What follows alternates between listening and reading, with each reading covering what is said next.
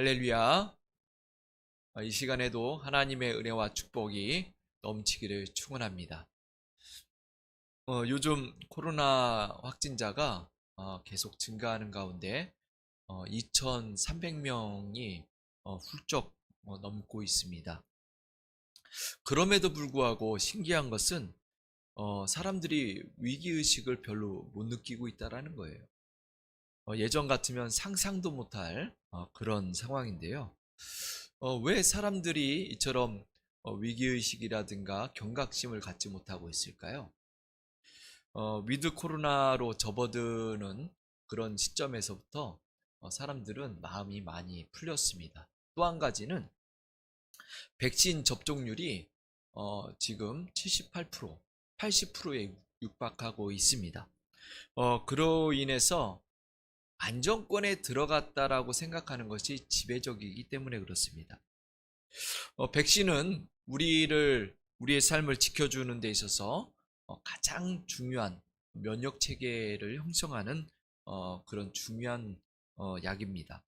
그래서 백신을 맞으면 우리 안에 항체가 생기고요. 그로 인해서 우리는 면역력이 올라갑니다.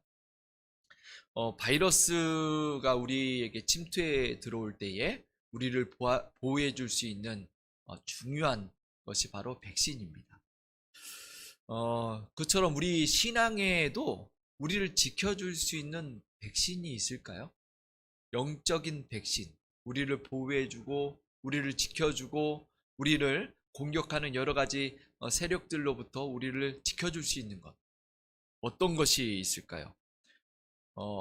사도 바울은 이 영적인 백신, 이 영적 무장에 대해서 오늘 말씀을 하고 있습니다. 그것이 뭐냐면 바로 하나님의 전신갑주를 입는 거예요. 하나님의 영적인 무장, 전신갑주를 입으면 우리가 보호함을 받을 수 있다라고 이야기를 하고 있습니다. 그런데 왜 전신갑주가 필요할까요? 그냥 싸우면 되고 또 우리가 다른 훈련이라든가 이런 것들을 받으면 되는 거지 왜 꼭 전신갑주를 입어야 될까? 그것은 우리의 싸울 대상이 특별하기 때문에 그렇습니다. 또한 우리가 입어야 될 이유가 있고요. 이 무장에는 다 이유가 있습니다. 그러면 하나님이 우리에게 허락하시는 사도 바울이 말하는 이 전신갑주, 그것을 입어야 되는 이유가 무엇인가? 첫 번째로는 우리의 싸울 대상이 누구인지 알아야 되기 때문에 그렇습니다. 싸울 대상이 있기 때문에 그렇습니다. 오늘 말씀에 보면은 이렇게 얘기하고 있습니다. 12절에 우리의 씨름은 혈과 육을 상대하는 것이 아니요라고 얘기하고 있어요. 이 혈과 육을 상대하는 것이 아니라는 것은 뭘 얘기하냐면 우리의 싸울 대상이 사람이 아니다라는 거예요. 우리의 싸울 대상이 사람이 아니라는 겁니다. 우리는 보통 뭔가 문제가 생기거나 우리 주변에 여러 가지 상황들이 벌어지면 싸울 대상을 누구를 찾냐면 사람으로 찾습니다. 남편이라든가 주변에 있는 이웃이라든가 친구라든가 가까운 사람이라든가 괜히 자식에게 화풀이하고 싸울 대상을 사람에게 찾아요. 그러나 싸울 대상은 사람이 아니라 그 사람 뒤에서 조종하고 있는 악의 세력이라는 겁니다. 그래서 오늘 말씀에 뭐라고 얘기했냐면은 이 혈과 육을 상대하는 것이 아니요 통치자들, 권세들, 어둠의 세상 주관자들, 하늘에 있는 악의 영이라고 얘기하고 있어요. 이것은 싸울 대상이 영적인 존재들이라는 거예요. 그래서 이 영적인 존재, 그것은 우리가 그들을 알지 못하면 우리가 싸울 수가 없습니다. 우리는 영적인 존재를 잘 몰라요. 그래서 에베소서 2장 2절에도 보면은 공중권세 잡은 자라고 얘기하고요. 불순종의 아들들 가운데서 역사하는 영이다라고 얘기하고 있어요. 이 악한 영들은 사단의 세력들이에요. 사단, 그리고 사단의 부하들, 악의 악령들, 귀신들, 이런 존재들입니다. 이 사단의 세력들은 우리를 잘 알고 있습니다. 왜 그럴까요? 우리를 이미 지배했었기 때문에. 우리가 예수님을 알기 전에 우리를 지배했었고 우리를 조종했던, 그리고 우리를 사로잡았던 존재들이 바로 악의 세력들입니다. 악한 존재들이에요. 그렇기 때문에 우리를 잘 알아요. 우리의 생리를 잘 압니다. 우리가 어떻게 하면 넘어질 수 있는지, 우리의 약점을 잘 알고요, 우리의 단점도 잘 알고 있습니다. 그렇기 때문에 우리를 쉴 새 없이 공격을 하고 있어요. 귓속말로 계속 우리에게 얘기를 하고 뭔가 압박을 심어주고요, 상황을 만들고요, 우리를 넘어뜨리려고 여러 가지 조건들을 만들고 있습니다. 그러면 우리는 어떻게 해야 될까요? 우리가 그들과 싸워서 이기기 위해서는 반드시 영적 무장이 필요한 겁니다. 이 악한 존재가, 우리를 공격하는 존재가 영적인 존재이기 때문에 우리가 영적 무장을 하지 않으면 우리는 절대로 그들을 이길 수 없다라는 거예요. 그래서 이 사도 바울이 얘기하는 이 영적 무장, 하나님의 전신갑주를 입어야 되는 겁니다. 그러면 하나님의 전신갑주를 입는 목적, 오늘 사도 바울은 3가지를 이야기를 하고 있는데요, 오늘 13절에 보면 이렇게 얘기하고 있습니다. 그러므로 하나님의 전신갑주를 취하라. 이는 악한 날에 너희가 능히 대적하고 모든 일을 행한 후에 서기 위함이라. 여기에서 이 3가지 목적 중에 첫 번째가 악한 날에 대적하기 위함이다라고 얘기하고 있어요. 악한 날이 있다라는 것은 좋은 날도 있다라는 거예요. 우리는 평상시에 좋은 날을 많이 살아가고 있습니다. 모든 삶들이 다 악한 날입니까? 모든 날이 불행한 날이에요? 아니죠. 좋은 날, 우리에게 늘 즐거운 날, 그런 날이 있는가 하면 악한 날이 있다라는 거예요. 여기에서 악한 날은 우리가 잠시 스쳐가는 우리에게 위협적인 상황들이라든가 우리에게 압박감을 주는 여러 가지 공포심을 심어주는 그런 날들이 아니라, 이 악한 날이라는 것은 신앙의 위협을 받는 날을 이야기합니다. 신앙적으로 우리에게 위협이 주어지고 우리를 찍어 누르는 듯한 그런 고통스러운 날들. 언제일까요? 일반적인 신앙생활하면서 잠깐 스쳐가는 그런 시간이 아니라 우리에게 지속적으로 계속 우리를 억누르고 우리를 압박하고 우리를 무너뜨리려는, 우리를 핍박의 그 시대가 올 수 있다라는 거예요. 그날이 온다라는 거예요. 핍박의 시대, 우리를 어렵게 만드는 신앙의 위협적인 그런 상황. 그때는 주님이 재림할 때가 가까이 오면은 심판의 날이 온다고 그랬어요. 영적으로 우리의 신앙인들이 어려움을, 고난을 당하는 그런 시대가 온다라는 겁니다.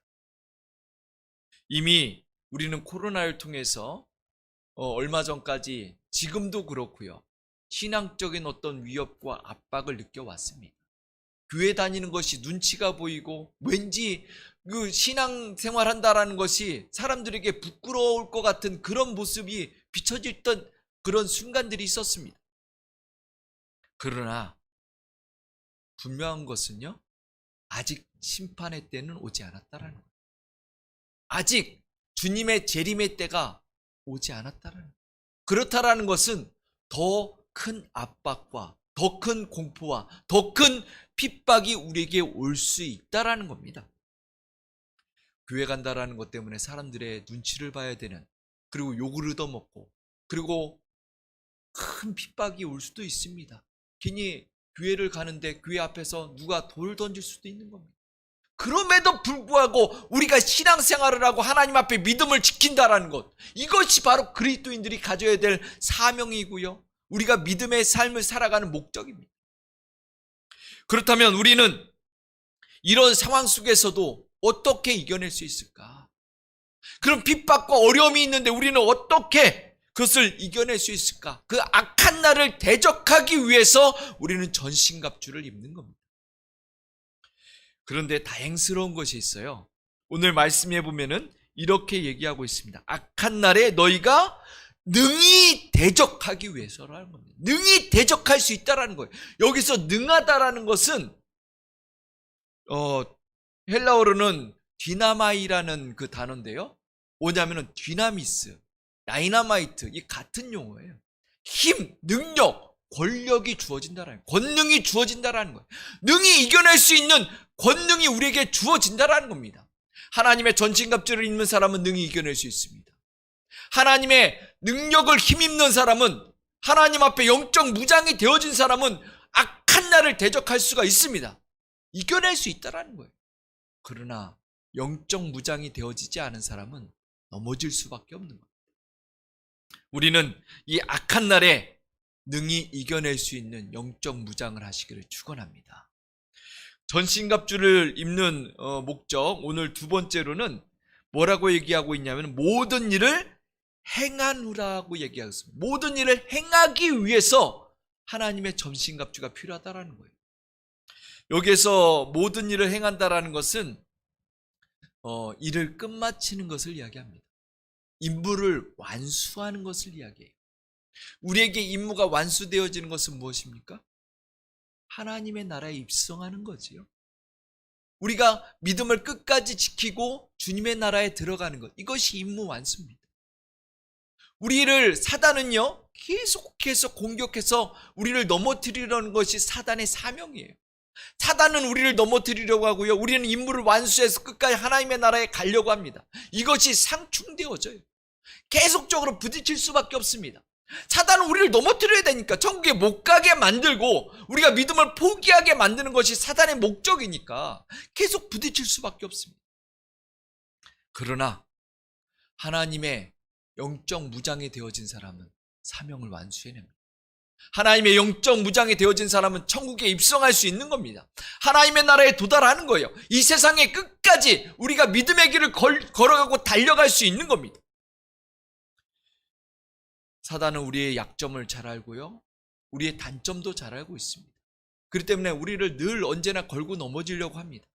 그럼에도 불구하고 영적 무장이 되어진 사람은 능히 이겨낼 줄 믿습니다. 그래서 어떠한 상황 속에서도 끝까지 임무를 완수하고 하나님의 나라에 끝까지 달려갈 수 있는 믿음의 길을 포기하지 않는 주의 자녀들 되기를 축원합니다. 세 번째로 우리가 영적 무장을 해야 되는 이유는 굳건히 서기 위해서입니다. 굳건히 선다라는, 여기서 서다라는 이 단어는 헬라어로 스테나이라는 이 단어인데요, 이게 뭐냐면은 영어로는 스탠드입니다. 스탠드, 서 있다라는 거예요. 선다라는 거예요. 이제 영어가 헬라어와 라틴어에서 이제 변형이 돼서 나온 게 이제 영어인데요. 그래서 이 내가 선다라는 것은 뭘 뜻하냐면은 뭔가 승리자를 이야기를 합니다. 그 전쟁이라든가 검투 대결을 하면은 패자는 항상 동일한 모습이에요. 뭐냐면 패자는 늘 엎드러져 있습니다. 패자는 쓰러져 있어요. 그래서 패자에게 주어지는 것은 비난이고요, 조롱이고요, 그리고 사람들에게 조롱의 대상이 되고 짓밟히고, 그리고 죽음을 맞이할 수밖에 없고 비참한 최후를 맞이할 수밖에 없습니다. 그러나 하나님 앞에 영적으로 무장되어진 사람은 당당히 설 수 있는 거예요. 승리자의 자리에 설 수 있는 겁니다. 우리가 마지막까지 끝까지 승리자가 된다는 것은 영적 무장이 되어졌다는 거예요. 우리는 하나님 앞에 당당히 끝 마지막에 주님 앞에 서 있을 수 있는 주의 자녀가 되기를 바랍니다. 패자의 모습으로 비난받고 조롱받고 그런 쓰러지는 나약한 모습이 아니라 정말 주님 앞에 끝까지 서 있고 아름다운 모습으로 당당하게 영적 무장을 통해서 하나님의 영광을 누릴 수 있는 주의 자녀들 되기를 바랍니다. 그게 세 번째로, 우리가 그러면 영적 무장을 어떻게 해야 되는가? 영적 무장을 해야 되잖아요. 이제 상대도 알았고, 그리고 영적 무장을 해야 되는 이유도 알았습니다. 그러면 어떻게 영적 무장을 해야 되는가? 오늘 사도 바울은 6가지에 대해서 이야기를 하고 있습니다. 오늘 말씀해 보면은 허리띠, 호심경, 신발, 방패, 투구, 검, 이 6가지를 이야기를 하는데, 이 6가지는 로마 병사가 무장하는 순서예요. 무장하는 그 내용을 다루고 있습니다. 어떤 내용들이 있는가 하면은 세계는 보호 착용구예요. 이 허리띠와 호신경과 신발은 보호를 향한 착용구고요. 그리고 방패, 투구, 검은 내가 공격을 하거나 그 막아낼 수 있는 장비들입니다. 그래서 보호구가 있고 내가 가지고 있어야 될 장비가 있습니다. 그러면 이 보호를 해야 되는 첫 번째의 그 착용구, 허리띠, 진리의 허리띠라고 얘기하고 있어요. 진리의 허리띠. 진리의 허리띠는 어디에다가 두른다고 그랬어요? 허리에다 두르는 거죠. 이 허리에다가 띠를 두른다라는 것은 뭔가 중심을 잡아주는 것을 이야기를 합니다. 이 지금 우리들의 옷들은 이제 보통 투피스잖아요. 위에 웃옷이 있고요, 아래 옷이 있습니다. 그러나 고대 사회에서는 다 위에서부터 아래로 그냥 통짜 옷이에요. 속옷처럼 통짜로 위에서부터 아래 원피스처럼 돼 있습니다. 모든 옷들이 거의 다 그래요. 이 로마 병사들이 옷을 입을 때에도 이 속에 있는 옷은 통짜로 돼 있습니다. 그래서 이 통짜로 위에서부터 아래로 그냥 쭉 그 뻗어 있는 그런 옷이기 때문에 그 허리띠를 하지 않으면은 이 옷을 그 펄럭거리고 그리고 싸울 수가 없어요. 불편해가지고. 그래서 반드시 허리띠를 동이는 겁니다. 그래서 허리띠를 단단히 동여서 내가 활동을 하는데 부족함이 없도록 그것을 붙잡아주는 역할을 합니다. 진리로 허리를 동인다라는 것은 우리 안에 진실함이 있다라는 거예요. 내 안에 진실함으로 중심을 잡아주라는 겁니다. 이 진실함은 예수 그리스도를 이야기합니다. 예수 그리스도가 진실하신 것처럼 예수 그리스도의 그 진실하신 마음을 우리가 가지고서 이 땅에서 살아가야 된다는 거예요. 왜 그리스도인들이 진실하지 않을까요? 요즘 살아가는 그리스도인들이 왜 이렇게 거짓되고 정말 그 도덕적이도 못하고 진실하지 못한 모습들이 너무나도 많습니다. 그들이 정말 예수 그리스도를 믿는 것인가? 예수 그리스도를 믿는 사람들은 진실해야 됩니다. 정말 하나님 앞에 참이어야 되고 거짓이 없어야 되고 정말 하나님 앞에 아름다운 모습으로 살아가야 됩니다. 우리의 중심에 나의 몸을 잡아주는 그 중심을 진실함으로 우리가 주님을 닮아가는 모습으로 나를 동이고 붙잡아가기를 바랍니다. 두 번째는 의의 호심경입니다. 이 호심경이라는 것은 흉배, 갑옷이에요. 그래서 이 목부터 해가지고 발까지 이 갑주를 붙이는 거예요. 가슴에는 갑옷, 가슴 갑옷을 입고요. 그리고 다리에도 이렇게 갑옷을 붙입니다. 그래서 실질적으로 이 갑옷이 나의 몸을 보호해주는 보호장구입니다. 그런데 왜 의의 호심경, 의의 흉배라고 얘기했냐면은 이사야서 59장에 보면 하나님을 표현할 때 뭐라고 하냐면 하나님이 공의로 갑옷을 입었다라는 그런 표현이 있어요. 하나님의 공의가, 하나님의 의로우심이 우리 몸에 스며들어 있어야 된다라는 거예요. 우리는 가슴도 배도 우리의 몸에 의가 흘러 넘쳐야 됩니다. 의로워야 돼요. 그리스도인들은 의롭게 살아야 됩니다. 그래서 정말 의로움이 우리의 삶에 묻어나 있어야 됩니다.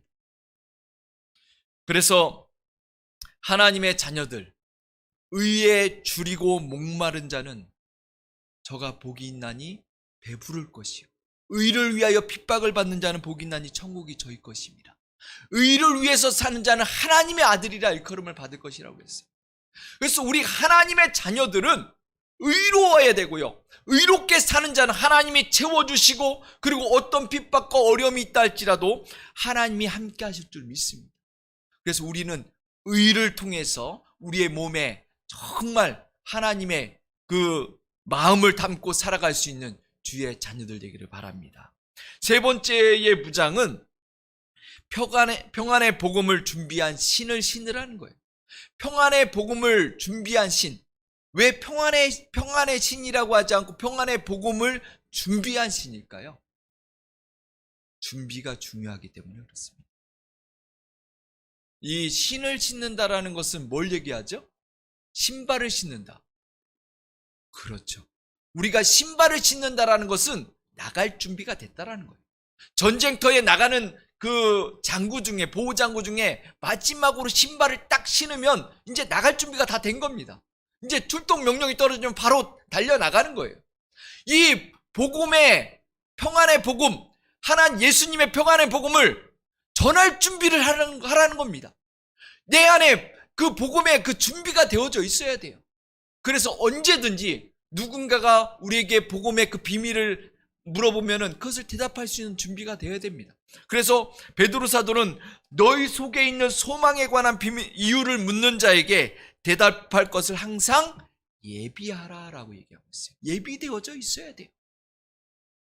우리가 이 복음에 그 전할 준비가 되어져 있는 사람은 영혼을 살릴 준비가 되어져 있는 거고요. 그리고 영적 전쟁을 할 수 있는 준비가 되어져 있는 겁니다. 우리 안에 복음이 준비되어져 있습니까? 전할 준비가 되어져 있습니까? 내 안에 복음이 담겨져 있나요? 하나님의 말씀이 언제든지 누가 물어본다 할지라도 그것을 전할 수 있는 그런 내용들이 내 안에 준비되어져 있는 자, 그 자가 바로 영적 무장이 되어져 있는 자입니다. 네 번째의 무장은 믿음의 방패입니다. 여기서부터는 그 보호장구가 아니고 이제는 갖춰야 될 장비입니다. 그래서 이 세 가지의 장비가 있는데요. 첫 번째는 믿음의 방패예요. 이 믿음의 방패는 손에 들고 있는 건데요. 로마 병사들이 가지고 있는 그 방패는 큽니다. 그래서 머리부터 발끝까지 다 가릴 수 있는 그런 큰 방패예요. 그래서 몸 전체를 가려주는데요. 이 손에 딱 팔에 딱 낍니다. 껴가지고 내 몸의 일부처럼 활용을 해요. 그래서 이 병사들이 이 방패를 가지고 밀집 대형을 딱 하게 되면은 어떠한 공격도 다 막아낼 수 있어요. 창도 막아내고요, 화살도 막아내고요, 다 막아낼 수가 있어요. 그런데 만약에 방패를 잃어버리게 되면 이 무방비 상태가 되어지는 거예요. 나를 막아낼 수 있는 그 보호 장비가 없는 겁니다. 그런데 사단이 공격하는 이 무기는 놀랍습니다. 오늘 말씀해 보면 뭐라고 얘기하고 있냐면은 불화살을 쓰고 있다. 화전, 불화살을 쏜다라는 거예요. 왜 불화살일까요? 불태워 죽인다라는 겁니다. 이 사단의 공격은 그냥 단순히 우리에게 아픔만을 주는 그런 공격이 아니에요. 우리의 영혼을 불태워서 죽이려고 하는 겁니다. 이 공격이 아주 강력해요. 그렇기 때문에 이 강력한 공격을 막아내기 위해서는 아주 우리의 몸을 전체를 가리고 보호할 수 있는 그런 방패가 필요한 거예요. 그게 바로 믿음입니다. 우리의 믿음이 든든한 사람은 나를 보호할 수가 있습니다. 어떠한 공격이 있다 할지라도, 어떤 그 공격을 우리에게 해온다 할지라도 그걸 다 막아낼 수 있는 겁니다. 입에서부터 내뿜어지는 어떤 싹한 말들을 들어본 적이 있으십니까? 저도 이제 몇 번 들어봤는데요. 그 말을 계속 듣다 보면은 아주 심령이 쪼그라드는 것 같아요. 그리고 정신이 혼미합니다. 자칫하면은 우리의 영혼이 거기에서 상실되어지고 우리가 그 가운데서 죄악으로 우리가 빠질 수가 있습니다. 그러나 그것을 막아낼 수 있는 방법이 있어요. 어떠한 공격을 하고 어떠한 욕과 그리고 유혹과 이런 것들이 온다 할지라도 막아낼 수 있는 방법은 믿음이에요. 그것을 믿음으로 그것을 무시해버리고요, 그것을 흘려보내고요, 그 어떠한 말이 온다 할지라도 상처를 받지 않는 겁니다. 그냥 무시해버리는 거예요. 그냥 불쌍히 여기고 하나님을 모르는 영혼이구나, 정말 지옥 갈 수밖에 없는 영혼이구나, 그렇게 생각해버리면 그들이 어떠한 말을 한다 할지라도 그것이 상처가 되어지지 않아요. 내 안에 쥐고 있는 그 믿음, 이 믿음의 방패를 놓지 않는 주의 자녀들 되기를 바랍니다. 다섯 번째 무장은 구원의 투구입니다. 이 투구는 보호장구이기도 하지만은 그러나 내가 가지고 있는 장비예요. 왜 그러냐면은 이 투구는 목적이 있습니다. 투구를 쓰는 목적은 머리를 보호하는 거. 머리가 신체 일부 중에 가장 중요하죠. 그래서 그것을 보호하는 역할도 하지만 이 투구는 나를 상징하는 그런 도구예요. 그래서 장수들이라든가 병사들도 그렇고요. 이 투구가 조금씩 다 달라요. 거기다가 장식을 하기도 하고요. 꾸미기도 하고요. 그래서 이 투구를 늘 깨끗하게 닦고 반짝반짝하게, 그리고 거기다 깃털을 꽂기도 하고 자기를 상징하는 그런 장비로서 늘 가지고 다닙니다. 장수가 전쟁터에 나갈 때 가장 마지막에 들고 가는 것이 투구입니다. 이 투구를 들고서 나갈 때에 다시 한번 마음을 다지고요. 그리고 용기를 가지고요. 자기의 마음 가운데 긍지를 가지고서 전쟁터에 임하게 됩니다. 나를 상징하는, 그리고 나에게 용기를 주는, 나의 긍지를 가져다주는 투구, 이것을 머리에 쓰고 있다는 것은 나의 구원의 확신을 가지고서 믿음으로 살아간다라는 것. 우리가 구원을 받았다라는 것, 이것은 우리의 자부심입니다. 내가 구원의 자녀가 되었다라는 것, 이건 나의 긍지예요. 이걸 잃어버리면 안 됩니다.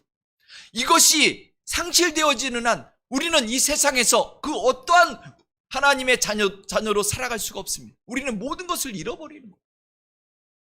그렇기 때문에 이 장수가 이 투구를 늘 닦고 깨끗하게 반짝반짝 빛내듯이 우리의 구원을 점검하시기를 바라고요. 구원의 확신을 가지고서 믿음으로 살아가시기를 바랍니다.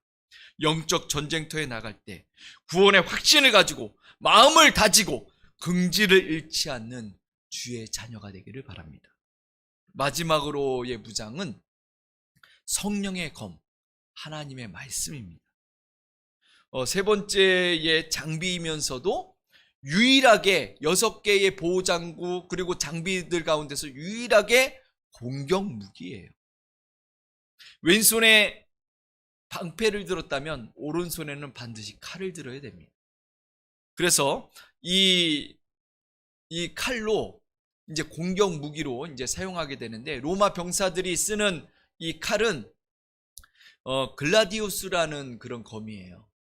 보신 적이 있으실지 모르겠는데 한 이 정도만한 단검입니다. 그렇게 크진 않아요. 단검인데 그 끝이 아주 뾰족하게 날카롭게 되어 있습니다. 그래서 이 뾰족한 이 단검이 얼마나 예리하냐면은 한 번 찔리면요 거의 100% 죽습니다.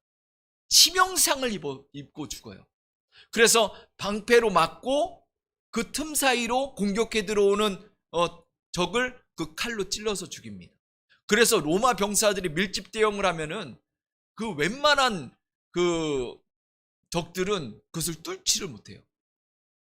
그래서 공격해오는 적을 방패로 막으면서 칼로 찌르고, 또 공격해오는 적을 방패로 막고 칼로 찌르고 하면서 계속 전진해 나가는 거예요.